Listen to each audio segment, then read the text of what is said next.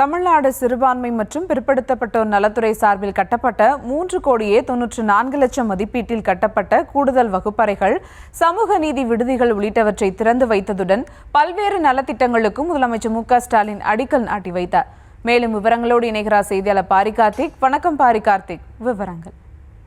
வணக்கம். தமிழ்நாடு முதலமைச்சர் திரு மு.க.ஸ்டாலின் அவர்கள் தற்போது தலைமைச் செயலகத்தில் பிற்படுத்தப்பட்டோர் மற்றும் மிக பிற்படுத்தப்பட்டோர் மற்றும் சிறுபான்மையினர் நலத்துறையின் சார்பில் 3,94,00,000 ரூபாய் செலவில் கட்டப்பட்டுள்ள கூடுதல் வகுப்பறை கட்டிடங்கள், சமூக நீதி பள்ளி மாணவர் கட்டிடங்கள் ஆகியவற்றை திறந்து வைத்து 61,44,00,000 மதிப்பீட்டில் அனைத்து உள்கட்டமைப்பு வசதிகள் கூட கட்டப்பட்டுள்ள 8 சமூக நீதி விடுதிகளுக்கு தற்போது முதலமைச்சர் அவர்கள் அடிக்கல் நாட்டி வருகிறார்.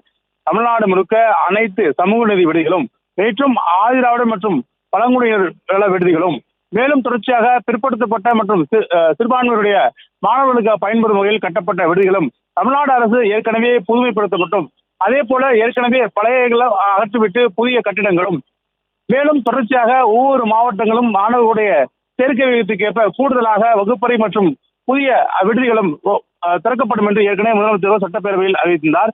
அதன் அடிப்படையிலே தற்போது அதற்கான பணிகள் துவங்கப்பட்டு முதலமைச்சர் அவர்கள் பல்வேறு திட்டப்பணிகளுக்கு தலைமைச் செயலகத்திலிருந்து அடிக்கல் நாட்டியிருக்கிறார்.